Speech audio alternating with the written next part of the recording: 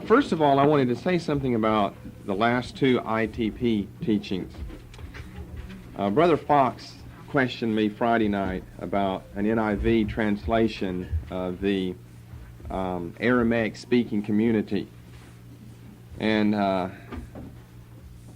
he checked in his Bible and said it wasn't there, and someone said they saw it in a footnote. Well, you can ask my wife what I was like when we got home that night, because I hate to make a mistake about something where I just haven't looked thoroughly enough. And I said, I know I saw that somewhere, and I could hardly wait to get to my study the next day to look it up.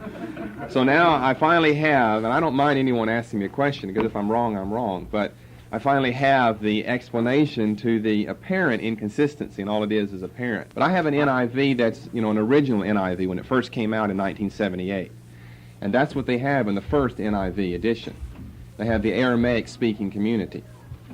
And then since then, the whole point is the translators have recognized they were wrong. And that proves me even more so I'm glad you did point it out, and I get to make a note of that. Now all of your NIVs have something about the Hebraic Hebrews or the Hebraic Jews, something like that. Well, it's because they recognize they were wrong.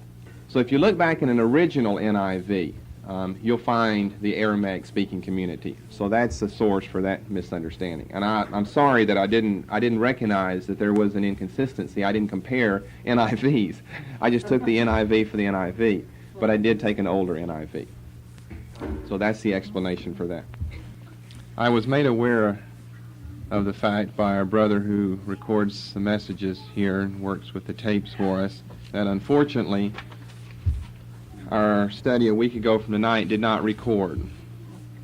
So I've had a week to think about what we should do about it. On the one hand, I hate for there to be, gaps, unexplained gaps existing in our study that's supposed to be logical and sequential in order and complete and all of this.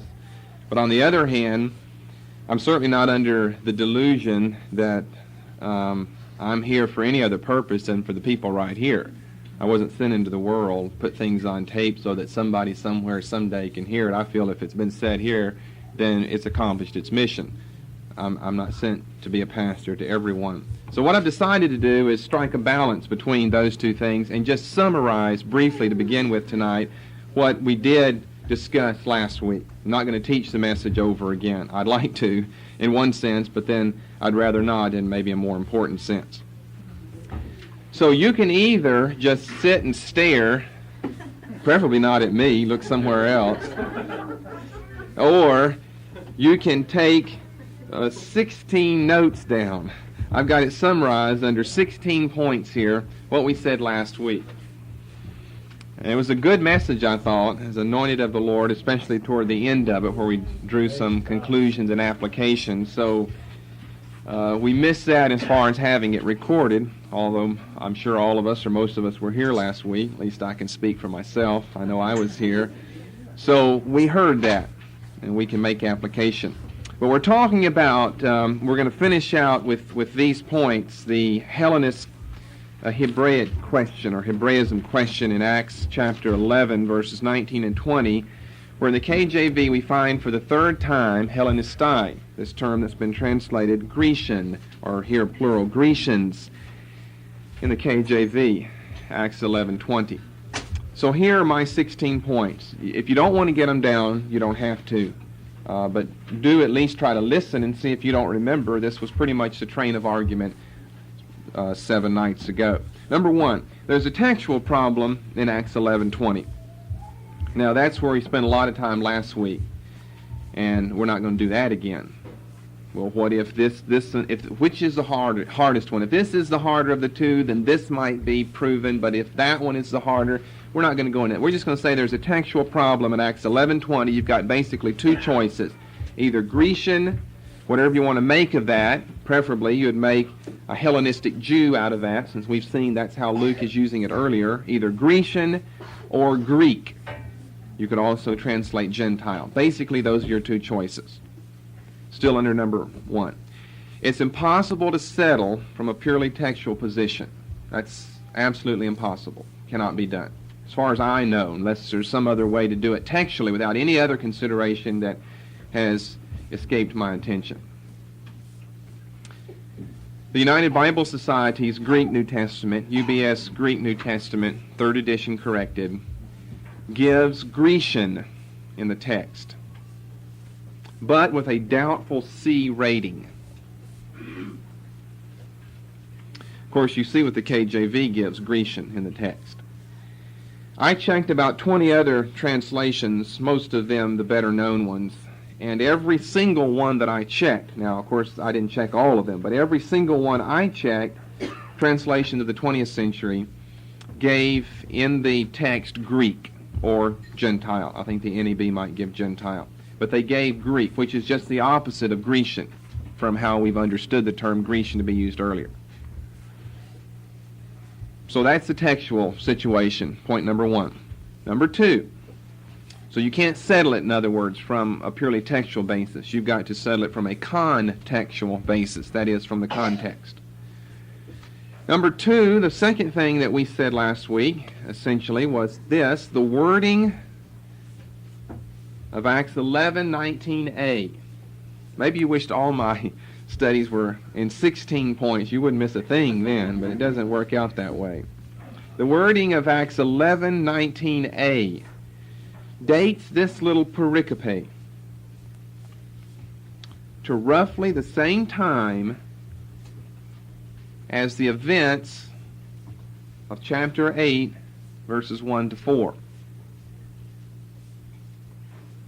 Looks like most of you are taking notes. If you happen not to be, then just kind of be turning to these passages and looking and making sure you understand what I'm saying here. The wording of 11:19a dates this little passage, this little pericope, verses 19 through 21 in Acts 11, to roughly the same time as the events, we don't know the year, but as the events of chapter 8, verses 1 to 4. And I would say, maybe without a whole lot of evidence, probably to somewhere around the time that the man Saul is getting converted. Somewhere in that general area, which I think is basically the area we're talking about in chapter 8. Of course, Saul has to be converted because he ends up here at this new place, church in Antioch, teaching these people. So obviously he has to be converted himself. He's probably been converted somewhat prior to this, but I'm just saying in the general vicinity. It's not like 20 years apart or something. Now notice this. We're still under 2, but I'm going to be reading here. I'm just going to read what I just said there. Now they which were scattered abroad upon the persecution that arose about Stephen. You see, you're right in the middle of a chapter, and if you're not careful in your reading, you just kind of think this, logically, chronologically follows verse 18, the story that I just read here. Not necessarily true. Not if Luke, by putting in a little caption form here, is giving us a clue to the fact he wants us to skip somewhat earlier in his narrative to find where this story began. They which were scattered abroad upon the persecution that arose about Stephen. We turn back to chapter 8. Then we have this in verse 1. At that time there was a great persecution against the church, so that they were all scattered. I mean, the very same words are being used. Verse 4, therefore they which were scattered abroad went everywhere preaching the word. Acts 8, verses 1 and 4. I think that is not even debatable, that we're talking about the exact same time in history and in Luke's narrative, chapter 11, 19 to 21, with chapter 8, verses 1 to 4. So what this second point means here, and this becomes really the most crucial thing as we get to the conclusion of our summation of what we said last Friday night, is that the story in Acts 11 then precedes in time the story of Cornelius. And that's going to prove a lot one way or the other, or going to give you some problems one way or the other, depending on how you arrange the situation and who you make these Grecians, Greeks, Gentiles to be. So that's why I majored, and we majored on that last Friday night.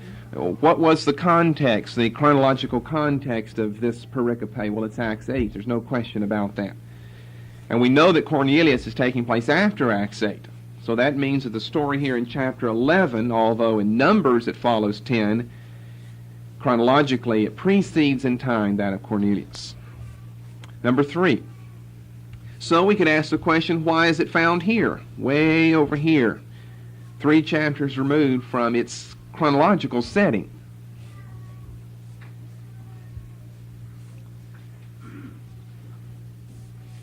Well, then I would say 3 things about that.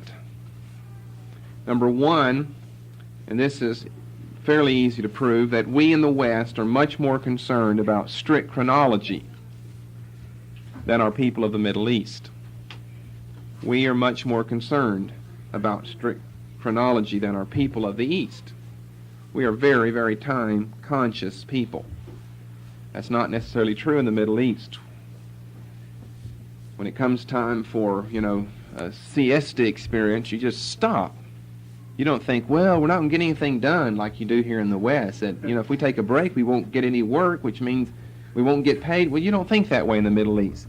When it comes time to stop, hey, Pedro, I think I'm in the wrong part of the world, but hey, Pedro, you just drop everything and let's take a siesta time now. Let's take a break. And so they're not that concerned. They're not as time conscious, I'm saying, as we are.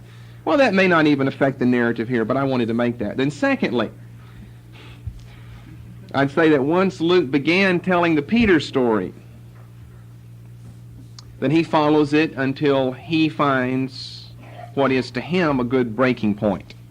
Once he begins the Peter story, I'll explain what I mean there in just a moment. Once he begins the Peter story, he follows that until he finds what he thinks is a good breaking point. See, he was telling us way back there about the Samaritans in chapter 8, and then he gets into talking about Saul, and then somehow he picks up Peter, and then he keeps on going with Peter for a while, and then we get to chapter 11, and he drops anything with Peter and goes way back and picks up chapter 8 again. Why did he do that? Well, I'm saying that once he started the Peter story in the middle of chapter 9, verse 32, then he follows Peter in his itinerary through Lydda, verses 32 through 35, Joppa, verses 36 through 43, and then Caesarea, which is all of chapter 10 and half of chapter 11, from 10:1 through 11:18. And in Luke's mind, that's a good breaking point to stop after the Cornelius episode and go back earlier and pick up the Hellenist expansion, persecution, forced exodus type of story. And then thirdly, and maybe this is the most important point that we can make, that I didn't make last week, I don't believe. I mean, why did he put Cornelius first? Since, as we know from our conclusion last week, that we actually are going to have Gentiles saved who are true Gentiles prior to Cornelius. So why put Cornelius' story first then? It's as though you're implying Cornelius was the first one. Well, thirdly, I'd say that he wants the Cornelius story first because of the impact it has on Jewish-Gentile relations in, quote, official, unquote, Christendom. He wants the Cornelius story first, rather than this obscure one that takes place way up in a Gentile city, Antioch, anyway. He wants the Cornelius story first because of the impact it has on Jewish-Gentile relations in official Christendom.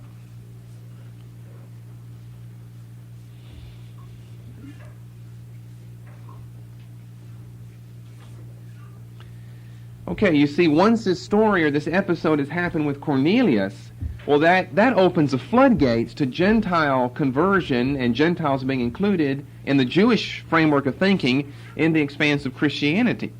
And it's because it happens in a local Jewish-Palestinian context.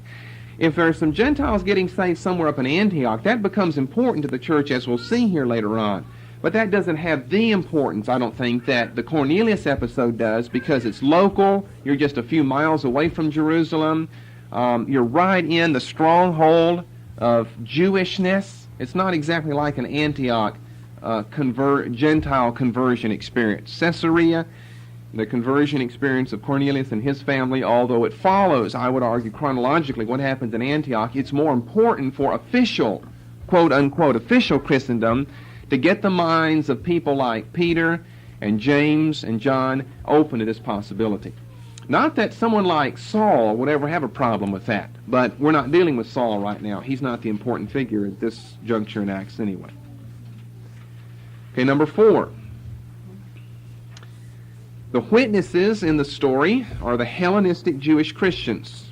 Who are the evangelists? I use that word loosely, not in a church sense, church ministry sense. But who are the evangelists? Well, the ones going out sharing the message in Acts 11, 19, and 20 are the Hellenistic Jewish Christians displaced by persecution at Stephen's death by Saul's hands from Jerusalem. The mission field is to the north. That's essentially my fourth point. The witnesses in the story, the ones doing the witnessing, are displaced Hellenistic Jewish Christians, forced from Jerusalem by the persecution under Saul following Stephen's martyrdom. I can hardly overstress, although you may think I've done a good job over the last few months, the importance of what we've looked at with Stephen and Philip and what that shows you about the early church and the narrative in Acts. It is crucial to understanding Acts, just crucial. Crucial to understanding maybe some of the ways in which God works and how God views things and sees things. He has ways of even bypassing the established leadership if he has to, or if that seems to be the best way to do it. And you could probably argue very strongly against any cold, hard, fast denominational distinction between clergy and laity right on the basis of what we've been studying. That God used the, quote, laity to really do something in the church. The apostles stayed at Jerusalem, and the church was scattered, Acts 8 and verse 4. And everywhere they went preaching the word. And who were those? Not native Jewish Christians, but Hellenistic Jewish Christians who had already moved once from the diaspora to Israel to live and die and be buried, and now they've got to move again back to the diaspora. But now they've got a message to take with them back to the diaspora. The mission field, I said, is to the north. That would be Acts 8. Several places in Acts 8. They went to Samaria. Whenever the apostles left there, they went up into Galilee. You pick the story up in 11:19. You've got Phoenicia or Phoenicia, Cyprus, and Antioch. All three places are to the north. Samaria is to the north. Galilee is to the north. Everything is to the north. It's rare when we have something to the south. As a matter of fact, the only thing that we have is also in chapter 8, and that is the Ethiopian eunuch. And that's the only mention anywhere of any type of thrust to the south. Everything is to the north.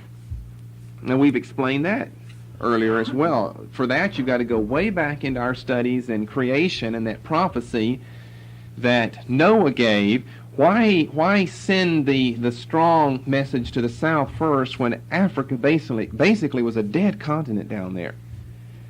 What if they all were the ones who received the truth? Well, it's hypothesis, it's speculation, but I find it interesting that the gospel did go to the north, to the northwest to be more precise, up into Europe, which became, the dominant place on the globe for the next 2,000 years, from which Christianity could then go in all directions.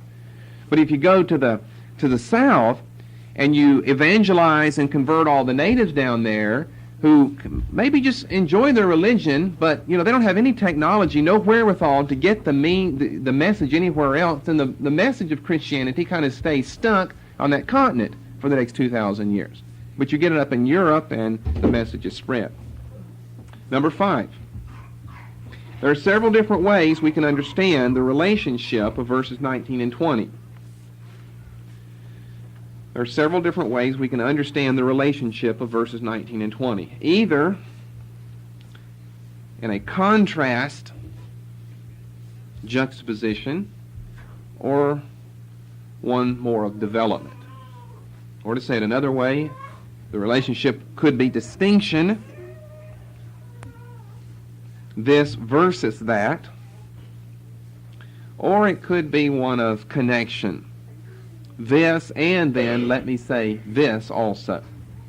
Contrast, development, distinction, connection. There are two different ways you can view the relationship of these two verses. Now let's read those and you'll see again what we mean. We've already read the first part. We've read most of it now. Got the 3 places where they went. Preaching the word to none but unto the Jews only. And some of them were men of Cyprus, Cyrene, which when they were come to Antioch spake unto the Grecians, preaching the Lord Jesus. Now what do you have there? That in verse 19 they spake to none but to the Jews only. And then verse 20, they spake to the Grecians. You're telling us what type of Jews? The Grecian Jews, the Hellenistic Jews. It's just a development there. A connection is seen. Or is the relationship, verse 19, they spake unto no one but to Jews. And then, but on the other hand, verse 20, some of them spoke to people who weren't Jews. You've got a contrast on your hands then. You can read those verses, their relationship in one of two ways. Number 6. Here's how you get at some meanings of Scripture. You don't just get it sometimes from daily Bible readings, not a matter like this. Maybe what's essential to your salvation you just get. You don't have to draw 16 points out of it, but some of it can be rather difficult. There are several different ways to understand either of the variants that we select. Either Gentile or Jew, we'll say, or Grecian or Greek. Swapped around, Greek or Grecian. There are several different ways we can understand either of the variants.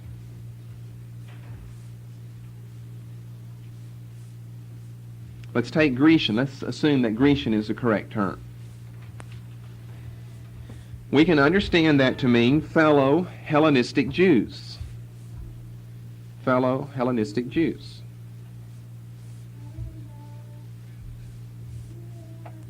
I mean, that's how we've seen the term used earlier. It speaks of Hellenistic Jews in 9:29 and 6:1.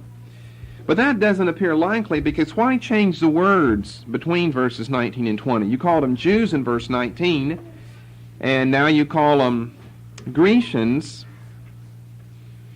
And it's not necessary, since we know what Grecian means, a Hellenistic Jew, it's not necessary to call them Grecians, because since you're in Antioch, basically, that's the only type of Jew you'll find there.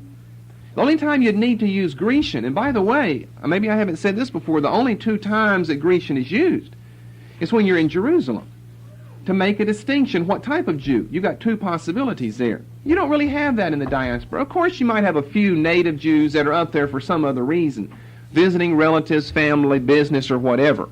But this becomes a rather powerful argument as far as I'm concerned right here. We made this last time. I'm just saying a little bit more about it now. I don't think that if you're going to opt for the term Grecian, I don't think that it can mean Hellenistic Jew, and that's the only way we know that it can be used in this time in history, the 1st century A.D., because that's rather redundant. You've already called them Jews. Why then change the name Grecians, and why would you need to specify it's the only type living in Antioch? Remember, in 9:29, the context, the situation, the geography is Jerusalem. In Acts 6:1, the geography is Jerusalem. The only time you need to use Grecian is in Jerusalem, because you've got two different types of Jews there. Native Jews, diaspora Jews. Tell us which one you're talking about. When you're outside, you don't really need that. The only type of Jews outside of Israel are obviously Hellenistic Jews. Another way you could mean Grecian is not a Jew, but a Gentile who's not a Greek by nationality, but who's been affected by Hellenism. But the word's never used that way. This would be the only time that it's used in that situation. It just doesn't appear like that will fit. We've got other terms. We've got general terms for people, whether they are Greeks by birth, that is by nationality, actually in the country of Greece or somewhere else. We've got other terms that speak of those people. But to use Grecian to speak of a non-Jew, a Gentile, who's not a Greek by nationality, that is, he's born in, Babylon. He's not born in Greece, he's born in Babylon, but he's affected by Hellenism. To call him a Grecian, well, Luke never uses that term that way earlier. He always uses it to refer to Jewish people. So that, to me, kind of seems to rule out Grecian as an alternative, picking the variants here. I'm saying there are several different ways to understand either of the variants that we select. Let's take Greek then. Let's look at several different ways we can understand Greek. I mean, what could Luke mean if the term originally in the autograph was not Grecian but Greeks? Well, he could mean pure Gentiles, pure pagan Gentiles. It is used that way many other times, most of the time, in the New Testament. So what we have are Hellenistic Christians. We know what type are doing the witnessing. That was our fourth point.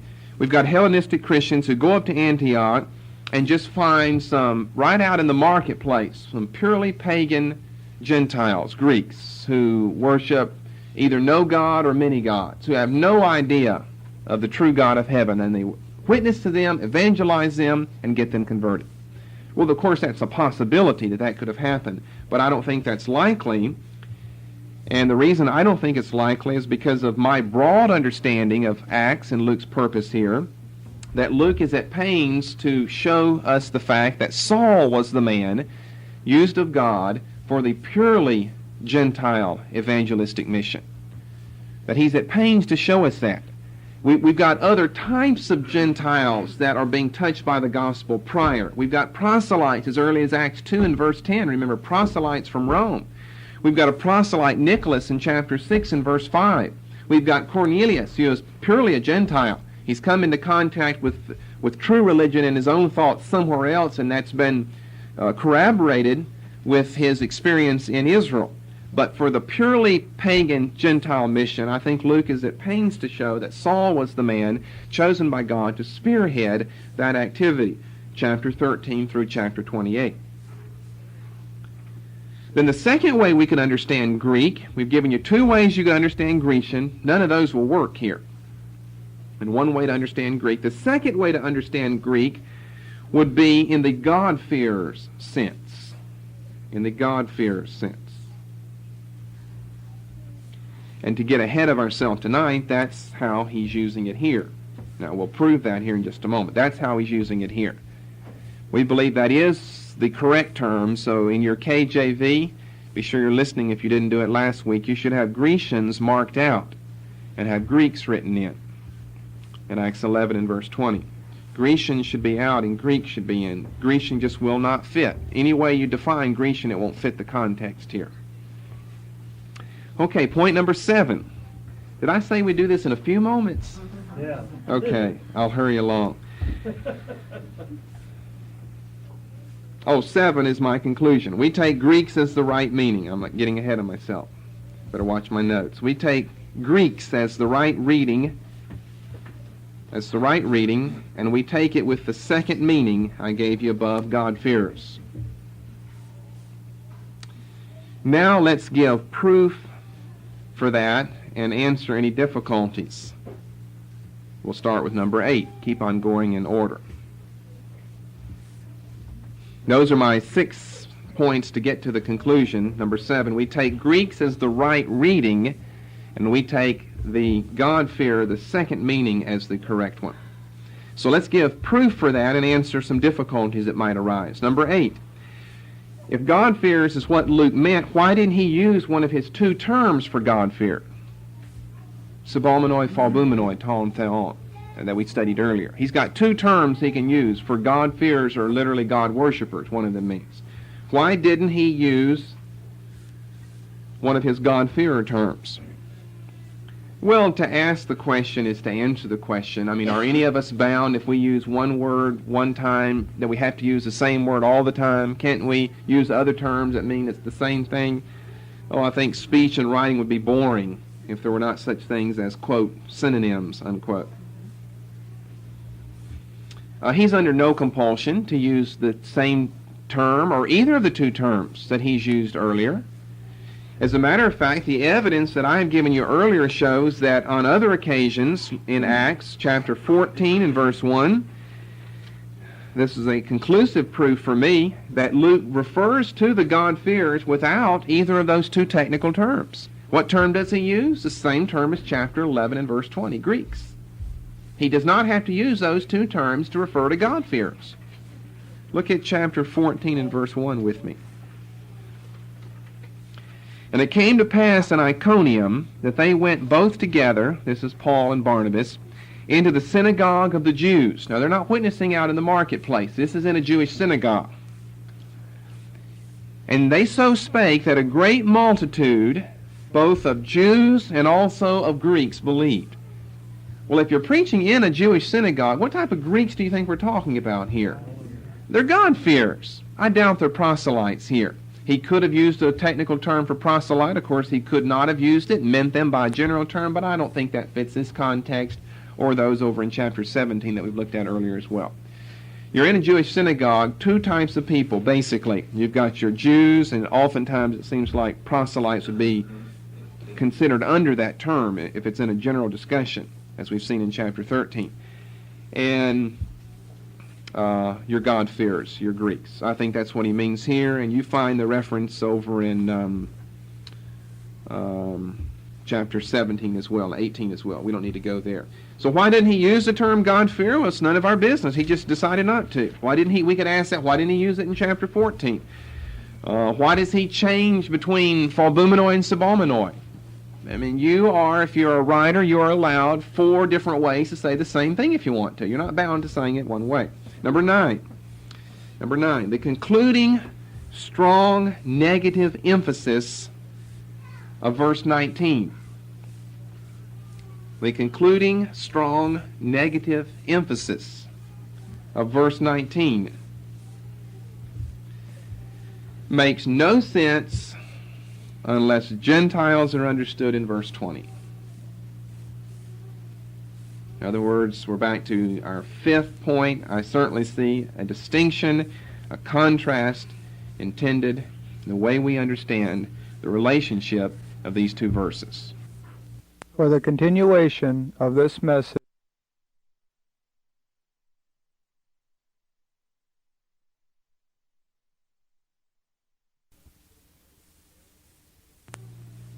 in other words, we're back to our 5th point. I certainly see a contrast intended in the way we understand the relationship of these 2 verses.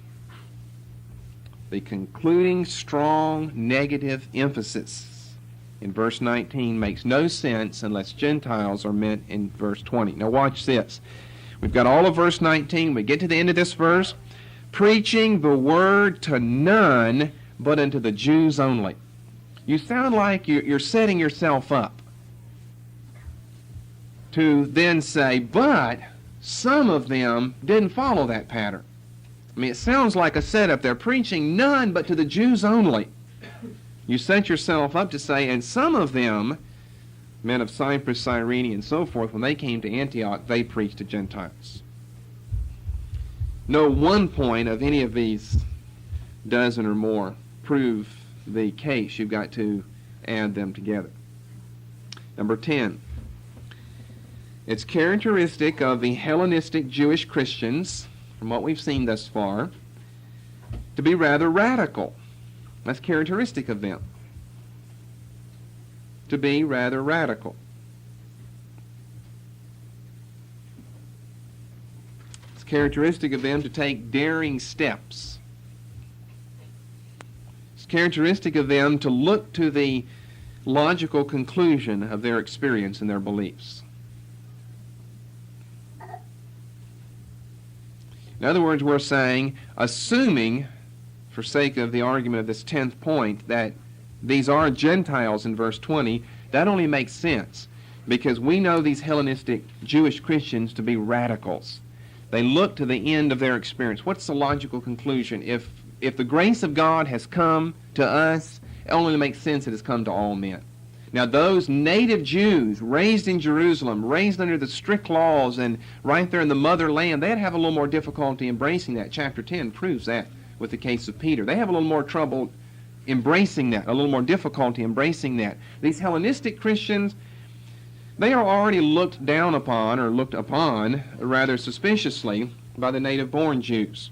So it only makes sense for them to look to the end. God has saved us. He saved the native Jews, the diaspora Jews. Then who are we to put a block on God's path to keep him from saving anyone and everyone? They're the ones who we would think, from our study earlier, from what we've seen of them thus far, to make the advance out into the Gentile world. Number 11.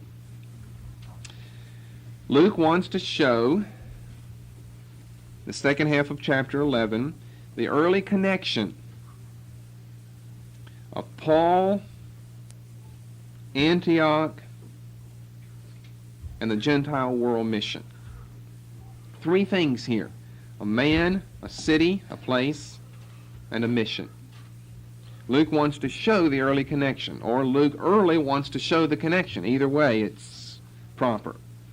Of Paul, the man, Antioch, the city, and what those two produced, the Gentile world mission.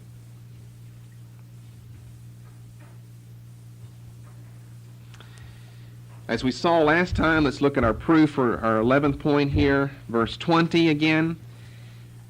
They go to various places in verse 19, Phoenicia, Cyprus, and Antioch, preaching to none but to the Jews only. All right, I see a contrast, verse 20. However, some of them, he happens to mention where they were from, men of Cyprus and Cyrene, when they were come to Antioch. Now, he takes one out of those three places mentioned above. Why concentrate on Antioch? That's going to become the important city. Jerusalem was important earlier. This is going to become the important city after that. He concentrates right in the middle of verse 20 on Antioch. When they were come to Antioch, spake unto the Greeks, corrected text, unto the Greeks or the Gentiles, preaching the Lord Jesus. Then verses 25 and 26, along with that, Barnabas goes to Tarsus. He finds Saul, brings Saul back to Antioch. Saul has already been converted now, earlier, prior to this, by at least a couple of years. Brings Saul to Antioch, and Saul becomes one of the first official teachers here. It came to pass that a whole year they assembled themselves with the church and taught much people. And then those two places, along with chapter 13, 1 and following, there were in the church that was at Antioch certain prophets and teachers. The last one mentioned in Acts 13:1, Saul. And then, of course, we know from then until the 28th chapter, we see the Gentile world mission. So he's showing the connection here between the man Saul, the place Antioch. You get those two together, and that produces the Gentile world mission.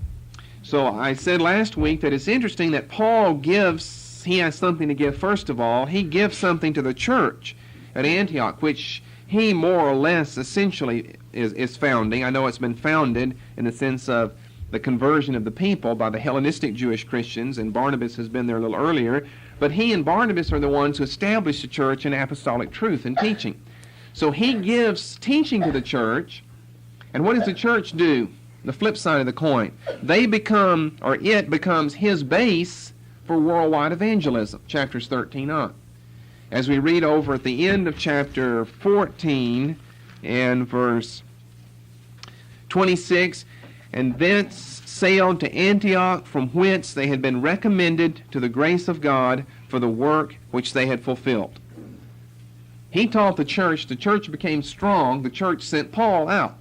It's almost as though Paul started off as the teacher, the master in the situation or the relationship, and the flip side is the church becomes the master, and they send the apostle out. When they were come and gathered the church together, they rehearsed all that God had done with them, and how he had opened the door of faith into the Gentiles. The Antioch church there is a Gentile church. It starts off as a Gentile church, according to 11:20. So this would be a great news and hope to them to hear that other Gentiles in the world are being converted out there. All right, number 12. The fact, and this is a very important point right here, the fact that the Jerusalem church sent a delegate to check the situation out shows that the converts were not Jewish but Gentile.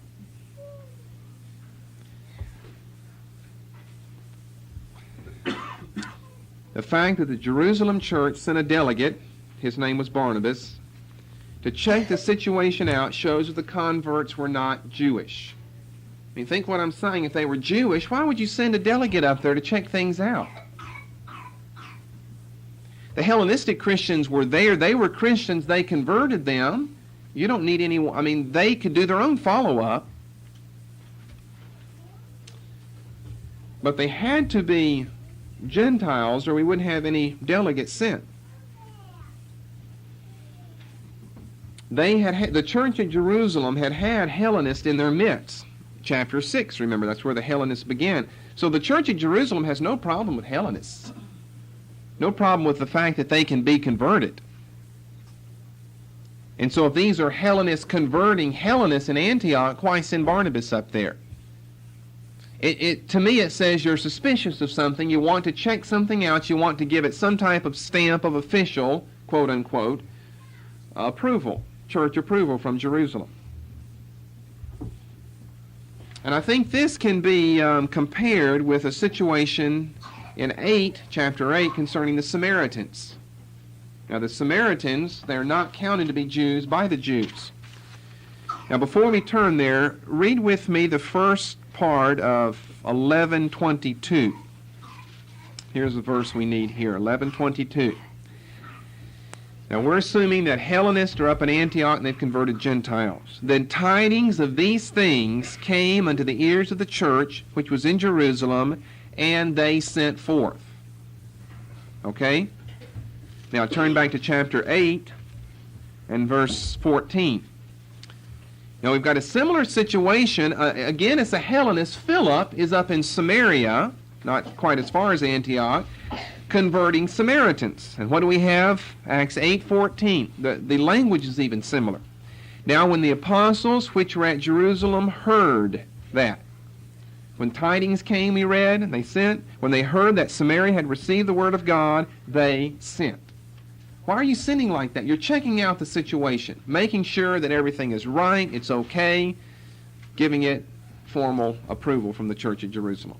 I think it has to mean, this is probably the most important thing I would say, that it has to mean we're talking about Gentiles. So it doesn't matter what the textual evidence is, since it's so ambiguous, we can pick contextually which is the right variant. It's Greek and not Grecian. Number 13. It was providential that Barnabas was the man selected as the delegate. It was providential that Barnabas was the man selected as the delegate. Why? Well, as I explained briefly last time, we know from Acts that he was a very kind, generous, open, outgoing man. And maybe we were in such a hurry to say all we wanted to say last time. I mentioned places, but we didn't turn and read them. We're going to do that now. And maybe you weren't aware of this fact, since I didn't say it last week, that Barnabas himself is a diaspora Jew. Barnabas himself is a diaspora Jew. See, we see him in Jerusalem all the time. You may have gotten the notion he's like Peter, James, and John. Well, you shouldn't get that notion just because you see him there, because he's always seen in a different light. He's always seen, hey, by the way, like the man Saul, and they become best friends. They're both diaspora Jews. Now, proof for that, chapter 4 and verse 36. Chapter 4 and verse 36. And Joseph, that was his original name, Joseph, who by the apostles was surnamed Barnabas, parenthesis, which is being interpreted the son of consolation. He was a generous, outgoing man who brought joy and relief to the apostles. And he gives us one example why in verse 37 here. See, that becomes very important, and Luke stuck that in there knowing what he's going to say later. He's describing the personality of Barnabas to us here. He's not a nail-biting type man. He's a generous, laid-back, easygoing, willing to risk foreign friendships, willing to give the benefit of the doubt. We've got several proofs for that, clear proofs for that. That's the type of personality. See, if you do a close enough study, you can actually construe correctly, biblically, sometimes even the personality of figures 2,000 years ago, if you just stay with the evidence of the text here. That from here on out, as you think of the man Barnabas, you can think of him this way. A Levite, by the way, that was his background, and of the country of Cyprus. He's a diaspora Jew. Wasn't born in Jerusalem. He's just like Saul. And by the way, wasn't Cyprus one of those places mentioned in verse 19? See, I find all that interesting there. So here's one proof we have of the fact that it's providential. Barnabas was selected because we know what type of person he is. Here it's being described. And then in chapter 9, verses 26 and 27, the apostles and the whole church at Jerusalem are suspicious of the man Saul. Remember? Who is the one who's willing to put out the right hand of fellowship, give the benefit of the doubt, to take a risk here on this converted killer executioner of the church, of the early Christians? It's going to take a different type of person to say, listen, guys, I know you've got rights to be suspicious, but I've got a feeling on the inside everything's okay. He's that type of person. He's willing to step out and take a risk. Verses 26 and 27 of Acts 9. When Saul was come to Jerusalem, he essayed to join himself to the disciples, but they were all afraid of him, and believed not that he was a disciple. I don't know that we have been in that situation. That must be frustrating, trying to convince people I'm a Christian like you are. And they look at you, oh, we know what you're up to. You're trying to get in our group here and get names down to execute Christians here. And it's almost as though this is providential too, because Saul deserves a little slap in the face for persecuting Christians. They're not trying to do that to him. They're genuinely suspicious of him, but kind of wounds him. So verse 27, Barnabas took him, brought him to the apostles, declared unto them how he had seen the Lord. Well, they knew that. They had heard the stories that Barnabas had heard. But Barnabas adds personal zest to his account of it. How he had seen the Lord in the way. How he had spoken to him. How he had preached boldly at Damascus. See what we have there? How. Three hows. How he had. Whenever Barnabas tells the story, he tells it with conviction. He tells it with assurance. These are facts that I'm telling you. He preaches, in essence, Paul's testimony as a sermon to them. And as a result, verse 28, he was with them coming in and going out at Jerusalem. So you can get a lot out of close study of the Bible. And then a third proof would be chapter 15, that maybe is a little more hypothetical. I think that it's true to history, though. The type of man Barnabas. You say, now you've been describing Barnabas as so laid back, kind, easygoing. Well, whence comes this dispute between Barnabas and Paul here? He seems like a man of fire here. No, not really, because he wants to take John Mark along with him, and Paul doesn't. Now, why does Barnabas want to take Mark? It's, again, can be explained because of his personality. Mark happens to be a cousin of his, we're told in Colossians chapter 4. They're cousins, they're relatives. He's got an old soft spot for relatives, for family members. He feels, well, I know that in chapter 13 on the first journey that Mark went back from us and didn't go with us to the work, but we ought to be able to forgive him, Paul. Come on, we can forgive him. See, there's Barnabas' generous nature manifesting itself. And here, it just doesn't work quite so well.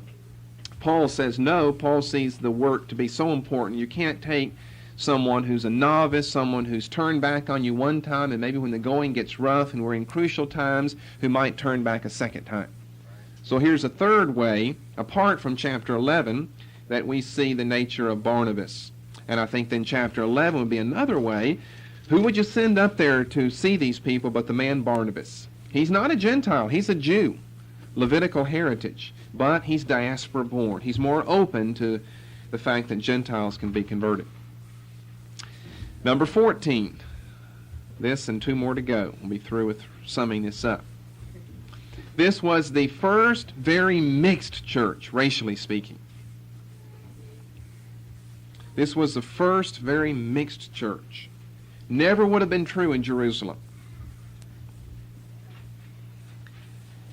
And all of our study these last few months have shown the intricacy of the details, the interrelatedness of the details, how God used one thing to lead to another and produce Christianity in the world.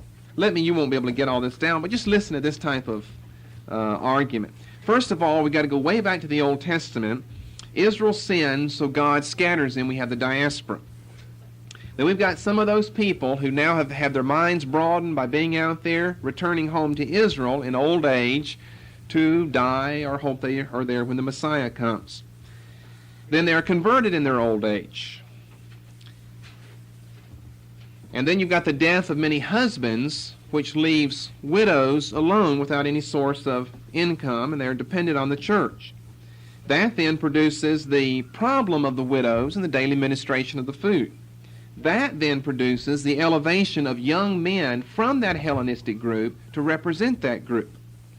That produces the bold witness of men like Stephen. That produced Stephen's martyrdom. That produced the persecution of the church at Jerusalem. That produced their forced exodus out of Israel into the other parts of the world. That brings them in their arrival to Antioch. That leads to the conversion of some Gentiles in Antioch. That forms a church to become a stronghold for the man Saul. That produces worldwide evangelism. You see, I've just summed up right there what we've done in a couple of months now. The interrelatedness of all of these details here, that this is for study in the church, because you don't go witnessing this to someone. You'd lose them before you even started. You couldn't even get your notes out of your pocket and you'd lose them. This is for teaching in the church, though. To encourage our heart, to show us how God uses things that seem to be against us or his people. We discussed that with the diaspora, that God turned something that was evil into something that was good. Romans 8:28 uses all those things. He works in those things to produce good for his people. The diaspora that looked like it was the ruin forever, the downfall, the extinction of the Jewish people, actually through all of these events has been that which paved the road for the worldwide expanse of Christianity. Number 15. But then, how do we explain what I've just said in light of the importance I maintained earlier that was attached to Cornelius as being the first Gentile convert? Because we've got conversion of Gentiles that precede that, according to 19 through 21. Remember, we spent a lot of time saying that Cornelius' episode was a pivotal episode in the book of Acts, because here you've got your first Gentile being converted. First, quote unquote, first, your first Gentile. And that's not my argument that it's important. That can be seen by the amount of material devoted to it, 1.5 chapters, all of chapter 10, 48 verses, I believe, a long chapter and half of chapter 18. Means that Luke thinks the Cornelius episode is very important, but only gives 3 verses to conversion of Gentiles that happened prior to that. So here's how I would explain that. Maybe it's not so much first in order, who's first. Because here we've got people being Gentiles converted prior to Cornelius. He only devotes 3 verses to them. It's the fact that Cornelius is converted in Israel, in close proximity to the Jewish Jerusalem church. That's what makes it important. And I've already more or less argued that earlier in one of these points anyway. That is what gives it its significance. It's not somewhere way up in Antioch where who knows what's going on or who knows what might happen up there. It's in Israel. A Gentile is saved in Israel. And he's given all of these warnings by an angel and by a dream, apart from any Jewish intervention. I mean, he gets that first himself alone. And then a Jewish person, Peter, a Christian at the same time, gets his set of revelations, and then the two get together, and it produces the salvation of Cornelius and his household and all of his friends and servants and everyone around. So I think the importance there is not so much first, but it's first because of the officialdom of the situation. You're in Israel, and that's what adds to it its importance. And then 16, and finally I'll conclude with this for this message, and we've got to do the other one. We didn't raise this last time. I thought of it when I was rounding out, but it's one of those things that might raise in your minds problems with all I've said before, so I thought, why end on a note that might leave questions in people's minds? So I've got time now to say more about it than I had then. If all of this is true, why didn't Peter use this experience as an argument in chapter 11 earlier when he's called into Jerusalem about the Cornelius account? I mean, if a precedent has already been set, the church in Jerusalem has already sent, prior to the Cornelius account, the church in Jerusalem has already sent a delegate, Barnabas, up to the Gentile converts in Antioch to make sure everything is okay. A precedent has been set. Generally, whenever you're called on the carpet, what you do is you call the precedent to your defense in. And all you got to say is, look, Jerusalem elders and church here, what's the big deal about Cornelius being converted? You've already allowed Gentiles to be converted up in Antioch. So to some people, I think that might be a problem. It certainly couldn't be a clincher to disprove our argument tonight, but it might be a problem to them. Why didn't Peter use this precedent as an argument to the elders in Jerusalem in the earlier portions of chapter 11 whenever they're calling him on the carpet about going to Cornelius? All you have to do is call precedent to your defense. Well, you've got several different ways you could explain that, or things that you could say. Let me just say this, though. That's really no problem. You don't have to. That's an argument from silence. And the only time that an argument from silence really, logicians will, I think, agree with me here, really has any weight is if we definitely would expect that something would be said. But you could use all types of other arguments to prove your point without using the argument of precedent for Gentile conversion. By the way, Peter uses an argument of precedent, does he not? They received the Holy Spirit like we did at the beginning. Therefore, it's valid. He uses an argument of precedent, but he uses one that's more powerful than this one that happened here. They got the baptism of the Holy Spirit like God gave to us. Peter could have then gone on and said, and also, anyway, you've let Gentiles in the church up in Antioch, why not let Cornelius in? If you turn that around and say, why do they have the problem? Well, we're back to the fact that it's in Israel and not up in Antioch. So he uses a precedent argument, not the one that you might have used or I might have used, but again, a person is under no obligation to give an exhaustive list of reasons why. He's only under the compulsion to do or to say or to speak what the Spirit gives to him, and that's what the Spirit gave to him to use that argument. And then something else that I would say, and this all depends on the dating of the book of Galatians. But if you date Galatians after, and most scholars do, the council at Jerusalem in chapter 15, remember what they decide there? That circumcision, keeping the laws of Moses are not necessary for salvation. If you date Galatians after that, and most people do, Paul's arguing so strongly against circumcision and the works of the law, why didn't he just quote the Acts 15 council decision? That would prove his argument right away in the book of Galatians, and he never does that. And if Galatians comes after, and this is a very, very involved argument. We'll show you that either in New Testament intro or maybe in the study in Galatians. This is a very involved argument to know when these things fit the epistles of Paul and the narrative of the book of Acts. But if Galatians comes after that, why didn't he simply refer back to the precedent set at the Jerusalem Council in Acts 15? Never does. He argues from Old Testament that if you put yourself under any of the works of the law, any of them, you're under the curse of the law. He argues again from precedent, but it's from Old Testament precedent, not Jerusalem Church Council precedent of Acts 15. And that only assumes that Galatians follows historically or chronologically Acts 15. Okay, now I said more than I said last week in some sense because I've added on a few extra things. That's all I want to say about that. Any questions on Acts 11, 19 to 21?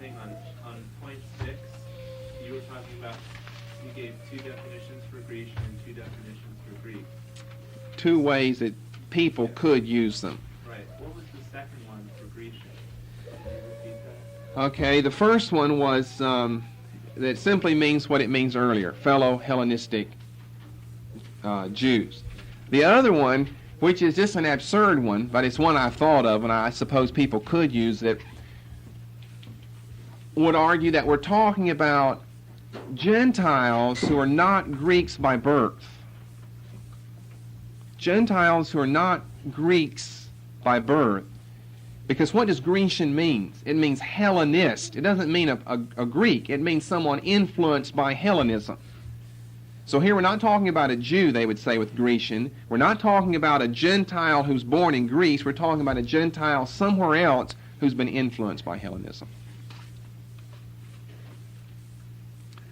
I think I've seen that somewhere. Maybe that's where I got it, but I'm not for sure on that.